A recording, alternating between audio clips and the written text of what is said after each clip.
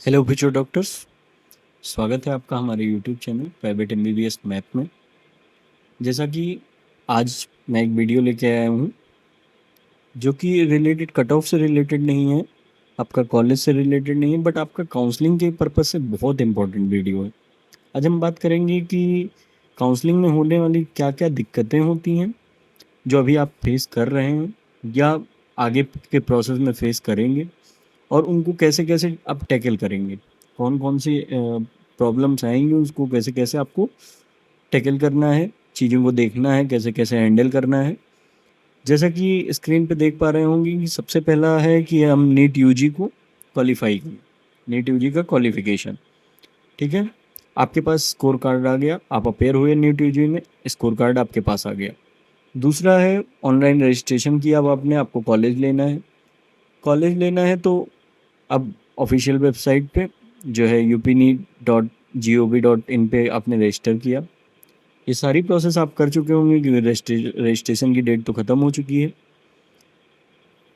तीसरा, अब सबसे डॉक्यूमेंट वगैरह भी आपका वेरीफाई हो गया, हम उस चीज़ पे नहीं जाएंगे। हम देखेंगे क्या क्या दिक्कतें होती हैं। फिर मेरिट लिस्ट, अब मेरिट लिस्ट अभी आपकी नहीं आई है, तो मेरिट लिस्ट जो है आती है, तो मेरिट लिस्ट से आप क्या देख सकते हैं। मेरिट लिस्ट जब आती है तो उसमें हम उससे ये पता लगा सकते हैं कि कट ऑफ क्या रहे, मतलब हाई जाएगी कि लो जाएगी। क्योंकि मेरिट लिस्ट में number of appear of students जो काउंसलिंग में अपेयर कर रहे हैं उतने टोटल नंबर ऑफ स्टूडेंट्स आते हैं। उस हिसाब से हम ये उस हिसाब से ये पता लग जाता है कि कट ऑफ हाई रहेगी या लो रहेगी। तो मेरिट लिस्ट जब आ जाएगी तो इससे ये अंदाज़ा हो जाएगा कि क्योंकि पिछले पिछले सालों का कंपेयर किया जाएगा, और कंपेयर करने के बाद उसके बाद मेरिट लिस्ट से पता लग जाता है कि कट ऑफ हाई जाएगी या लो जाएगी पिछले साल से। उसके बाद फिर चॉइस फिलिंग। अब सबसे बड़ी दिक्कत यही चॉइस फिलिंग में आती है, तो अब वीडियो हमारी मेन यहाँ से शुरू हो रही है। चॉइस फिलिंग के लिए चॉइस फिलिंग के लिए आपको प्रॉपर कॉलेज की प्रेफरेंस लिस्ट बनानी होती है। कॉलेज की प्रेफरेंस लिस्ट आप कैसे बनाएं, ये सबसे बड़ी दिक्कत। क्या क्या चीज़ें देखनी होती हैं जो मुझे भी आई थी जब मैं काउंसलिंग कर रहा था। आप लोगों की तरीके से ही परेशान था, मैं पूरा अपने हिसाब से ही बताऊंगा कि क्या क्या दिक्कतें आई थी और कैसे कैसे मैंने उससे डील किया था। सबसे पहले चॉइस फिलिंग के अंदर आपको कॉलेज सेलेक्ट करना होता है। कॉलेज सेलेक्ट करेंगे कैसे, प्रेफरेंस कैसे बनाएंगे। पहला तो है आपका मार्क्स। मार्क्स के हिसाब से आप अच्छे कॉलेज देखिए। अच्छा कॉलेज इन द सेंस, सबसे पहली प्रियोरिटी आप रखिए कि फीस, मतलब आप उस आपका बजट क्या है। अगर बजट इशू नहीं है फिर तो आप उसके बाद चीज़ों आगे बढ़ जाएगी, आगे तक जाइए। पहले बजट देखिए। बजट इन द सेंस, बहुत सारे कॉलेजों की ऑफिशियल फ़ीस बहुत कम होती है और बाकी की फ़ीस, मतलब इंटरनल चार्जेस बहुत ज़्यादा होते हैं, तो उसको बिना पता किए मत जाइए। बहुत सारे कॉलेज ऐसे होते हैं कि आपको वहाँ जाके इंटरनल चार्जेस कुछ शुरुआत में ले लेंगे, उसके बाद बीच उसमें भी लेते हैं, बीच सेशन में भी इंटरनल चार्जेस लेते हैं अलग अलग चीज़ों के नाम पे। ठीक है, तो इन सब का पता लगा के ही कॉलेज जाना है। उसके बाद हम बात करते हैं, अगर अब आपका हो गया बजट वाला इशू हो गया। अगर बजट का कोई इशू नहीं आ रहा है तो सेकंड नंबर हमारा होता है कि एकेडमिक्स कैसी है। हम एकेडमिक्स पे बात करते हैं कि पेशेंट फ्लो, पेशेंट लोड वहाँ का कैसा है, क्योंकि पेशेंट लोड से ही आप क्लिनिकल चीज़ें पेशेंट लोड से ही सीख पाएंगे। तो इस वजह से ये बहुत ज़्यादा इंपॉर्टेंट मैटर करता है कि क्लिनिकल लोड कितना है। फिर तीसरा नंबर आप जाइए, वहाँ देखिए कि फैकल्टीज़। बहरहाल जो कॉलेज, जिस कॉलेज को जैसे बहुत सारे बच्चों का टारगेट होता है कि मेरे को इस कॉलेज में जाना है, तो वो टारगेट होता है तो उस पे उस कॉलेज की साइट को खोलिए और उस पे आपको फैकल्टी की लिस्ट दे रखी है। फैकल्टीज़ को ज़रूर देखिए क्योंकि जो है वो काफ़ी मैटर करता है आपके कॉलेज उसमें। उसके बाद फिर अगर बहुत सारे लोग, पर्टिकुलर कुछ लोग, बहुत ज़्यादा तो नहीं, पर्टिकुलर कुछ लोगों को ये होता है कि उनको प्रॉपर लोकेशन चाहिए होती है कि इस लोकेशन पे, हाँ भैया हमको दिल्ली एनसीआर में चाहिए, हमको इस जगह चाहिए। तो वो बच्चे फिर लोकेशन देखिए कि क्या लोकेशन है। लोकेशन मैटर इसलिए भी करता है क्योंकि पेशेंट फ्लो भी लोकेशन पे डिपेंड होती है कि उस कॉलेज का, उस हॉस्पिटल का पेशेंट फ्लो कितना रहेगा, लोकेशन पे डिपेंड। बहुत ज़्यादा आउटर में है तो बहुत कम पेशेंट फ्लो होता है, मॉडरेट होता है। कॉलेज ये मैटर करता है कि कॉलेज कितना पुराना है, ये भी मैटर करता है कि जितना ज़्यादा पुराना होगा कॉलेज, उतने टाइम से चल रहा होगा तो पेशेंट फ्लो उसका अच्छा होगा।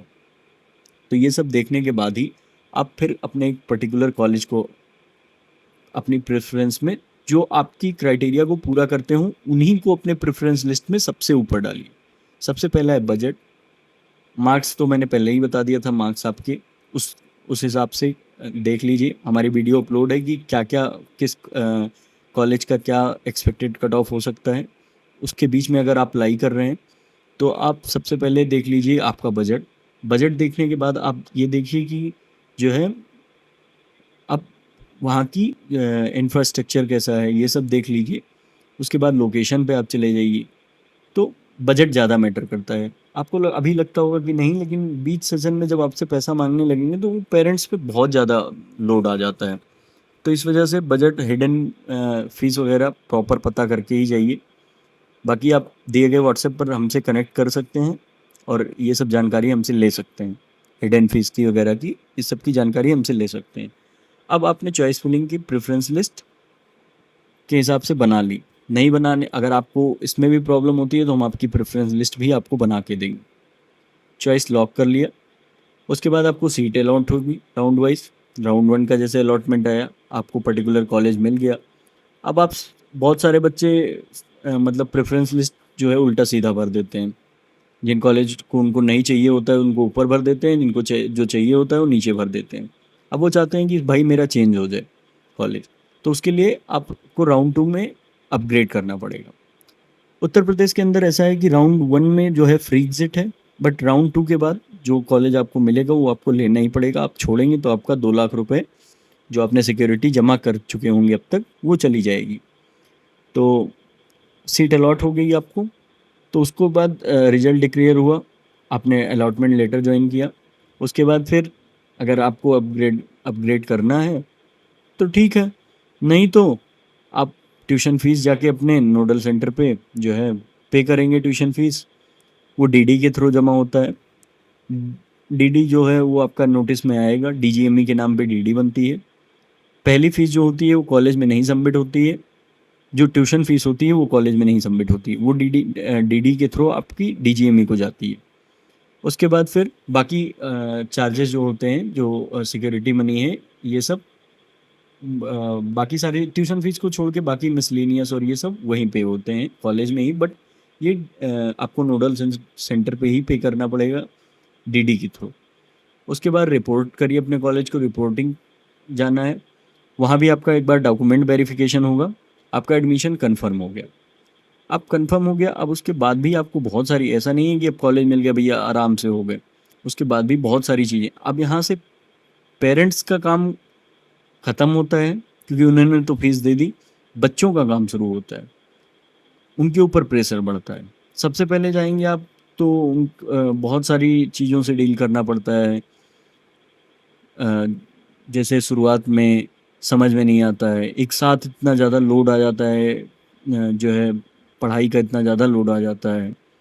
जो आप एनसीईआरटी पतली-पतली पढ़ते थे, अब आपको एनाटॉमी की बीडी चौरसिया 4-4 बुकें मिलेंगी पढ़ने को, 5-5 बुकें मिलेंगी और मतलब ढेर सारा बर्डन आ जाता है।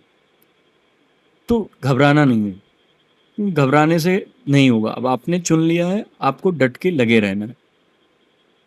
उसके लिए भी हम आपकी बिल्कुल हेल्प करेंगे। आपको ये बताएँगे कि कौन-सा, मतलब बहुत सारे ऑनलाइन प्लेटफ़ॉर्म हैं, जिनके थ्रू आप जाके और अच्छे से पढ़ाई कर सकते हैं। तो ये सब तो रही बात की बात। अभी तो आपकी जो है चॉइस फिलिंग ही नहीं हुई है। चॉइस फिलिंग करते टाइम इस समय बहुत बच्चों के मेरे पास कॉल्स आ रहे हैं, लगभग 150 कॉल दिन में आ रहे हैं कि सर हम जो है डर रहे हैं। मोस्टली जिनके थोड़ा-सा मार्क्स कम हैं, बहुत लोग बजट को लेके, देखिए डरिए मत, और डर के ही गलती कर जाते हैं, डरना नहीं है, डर के ही गलती कर जाते हैं। क्यों? क्योंकि आप काउंसलर के चक्कर में फँस जाएँगे, जिनको कुछ पता ही नहीं होता है। वो जैसे अभी आज ही मेरे को एक लोगों का कॉल आया था। उन्होंने मुझे बताया कि सर जो है मैंने काउंसलर से, वो मेरे, जबकि काउंसलर उनके जानने वाले थे। कह रहे हैं मैंने काउंसलर से सर उनको जो है जो भी अमाउंट दे रखा है, उन्होंने पर्टिकुलर बहुत ज़्यादा अमाउंट बताया जो है। तो बट वो सर उनसे कहा था कि आप कॉलेज की लिस्ट दे दीजिए, ये दे दीजिए, ये अलॉट करा दीजिए, तो वो कह रहे हैं कि नहीं नहीं, ये तो आपके लिए अच्छा नहीं होगा, ये बजट में नहीं होगा, ऐसा है वैसा है। कॉलेज की इंटरनल डिटेल्स दे दीजिए, तो वो भी नहीं दे रहे हैं। वो कह रहे हैं सर हम आपको अपने आप से अलॉट करा के दे देंगे। आप अपने आप से अलॉट करा के कुछ भी दे देंगे, उसके बाद फिर बच्चा झेलेगा। तो आपको ये गलती नहीं करनी है। प्रॉपर देख के, प्रॉपर कॉलेज को इंस्पेक्शन करके हमसे जान लीजिए कि कौन से कॉलेज, मैं आपको बता रहा हूँ, आप हमसे कनेक्ट करिए, हर कॉलेज के बारे में हम आपको डिटेल्स, पूरी डिटेल्स बताएंगे, पूरी डिटेल बताएंगे, हम आपकी मदद करेंगे बिल्कुल। और जो है उसके बाद ही आप अपने कॉलेज को प्रेफरेंस लिस्ट, तो प्रेफरेंस लिस्ट अपने वाइज रखिए, ना कि काउंसलर के हिसाब से। वो तो आपका पैसा भी ले जाएगा और ऊपर से आपको गलत जगह फंसवा के भी जाएगा। मैं नहीं कह रहा हूँ कि आप मेरे से काउंसलिंग कराइए, जहाँ आपको सही लगे, बट ये है कि आपको ये देखना है कि आपकी प्रेफरेंस, मतलब जो रिक्वायरमेंट्स हैं वो कॉलेज में, वो पूरी हो रही हैं कि नहीं हो रही हैं। मान लिया आपका बजट है 80 लाख टोटल MBBS का, अब वो पहुंच गया सीधे 1 करोड़, तो वो आपके ऊपर तो एक बर्डन आएगा, साथ में पेरेंट्स के ऊपर भी बहुत ज़्यादा बर्डन आएगा। तो ये चीज़ें अवॉइड करनी है। अवॉइड कैसे करनी है, आपको पर्टिकुलर पता करके जाना है उस कॉलेज में। हर कॉलेज का हमारे पास डिटेल है, आप हमसे कनेक्ट करिए, दिए गए व्हाट्सएप पे मैसेज करिए, हमारे ग्रुप को ज्वाइन कीजिए। जो भी इन्फॉर्मेशन होगी हम पूरा सब कुछ शेयर करेंगे आपके साथ, और जो है आपको एक अच्छे कॉलेज तक पहुंचाएंगे। मेरा भी यही हाल था। मैंने जो है जब मैं काउंसलिंग करा रहा था, जब मैं गया हुआ था, मेरे से 2 लाख रुपए मांगा गया था काउंसलिंग का। काउंसलिंग चार्ज केवल 2 लाख रुपए, और लोग 10-10 लाख रुपए दे के कॉलेज में जाते हैं। 10 लाख रुपए किस चीज़ का भाई? 1 साल की fees, private, normal private college की लगभग 1 साल की, थोड़ा बहुत कम तो 1 साल की फीस हो जाती है। और बच्चे आए हैं, मैं आपकी बात करवा सकता हूँ बच्चों से कि वो 10 लाख रुपए दे के आए हैं। तो इन चीज़ों में नहीं फंसना है। लाख रुपए भी ज़्यादा हैं, 50,000 भी ज़्यादा हैं, इन सब चीज़ों में नहीं फंसना है। आपको जहाँ कम कम पैसे में हो रहा है वहीं कराना है ये सब सारी चीज़ें। और कम पैसे में थोड़ा बहुत तो भाई हर कोई काम कर रहा है आपके लिए, हम भी मेहनत कर रहे हैं, तो थोड़ा बहुत तो आपको पे करना पड़ेगा, बट एक लिमिटेड अमाउंट होता है, वो पे करना चाहिए। ऐसा नहीं है कि आप इतना पैसा, 1 लाख रुपए पे कर दिया आपने, कोई वर्थ इट नहीं है भाई। मेरा ही एक दोस्त है, वो 3 लाख रुपए दे के आया था। तो ये चीज़ें अवॉइड करनी है। आपको देखना है कि जो है, बहुत सारे बच्चे कंफ्यूज मिल रहे हैं, कंफ्यूज मिल रहे हैं, कोई भी किसी को अलग अलग जगह से ढूंढ रहे हैं। भाई काउंसलर, आप जानते ही कितना ज़्यादा उनका प्रचार प्रसार रहता है, वो आपको अपनी बातों में फंसा लेंगे। इन सब चीज़ों से बचिए। अभी भी अगर, देखिए, मैंने तो एक केस सुना है ऐसा कि अभी वो केस आपको बताऊं, आप कहेंगे ऐसा कैसे। एक केस ऐसा हो गया था कि जैसे उस काउंसलर ने सीट अलॉट करा के दी, पिछले साल की बात है, सीट अलॉट कराई, ठीक है। अब उसने और पैसे की डिमांड करने लगा, ठीक है। क्यों? क्योंकि वो अगर नहीं देंगे तो अपग्रेड में खराब कॉलेज भर के वो चॉइस लॉक लॉक कर देगा। और ये किस दिन? जिस दिन चॉइस लॉकिंग का लास्ट डेट था, उसने बताया कि इतने पैसे ट्रांसफ़र करो, नहीं तो हम गलत, और आईडी पासवर्ड उन्हीं के पास रहता है। आप पूरी काउंसलिंग के लिए आईडी पासवर्ड उनको दे दिए। अब वो जो है आपके लिए आपका आईडी पासवर्ड रखेंगे, अब आपसे पैसे की डिमांड करेंगे। आप सोचेंगे कि हम कंप्लेंट कर देंगे, कंप्लेंट तो बाद में करने जाएंगे, भाई आपका साल खराब हो जाएगा। और उसने अगर चॉइस लॉक कर दिया, दोबारा आप अनलॉक नहीं कर पाएंगे। तो ये बात ध्यान में रखिए।